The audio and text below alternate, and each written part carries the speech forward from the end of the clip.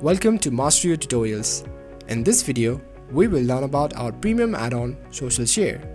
The Social Share add-on by Masteriyo adds social sharing functionality to the single course page. First, install and activate any premium plan of Masteriyo plugin, and from the Masteriyo dashboard, go to Add-ons. Search for Social Share and enable it. Then navigate to Masteriyo Settings. Click on single course page and here you will find Social Share. From here you can give a share title. It provides a title for the share button. Icon size, you can set the icon size in pixels. Icon shape, from where you can select the icon shape to be round, square or rectangle.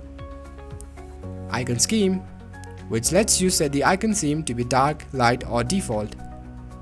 Share services, select which social site you want the users to share the course to. Currently Facebook, Twitter and LinkedIn are available. After you have set all the options, don't forget to save settings. Then you can visit the course page and find icons to share the course on selected social media. Click on the desired icon on the social share section and you will be redirected to that social site. You will have to log in to the social media in order to share the course. So that's it for this video. If you have any queries regarding any of the steps, you can contact our support team. Link is in the description below. Thank you for watching and see you on the next one.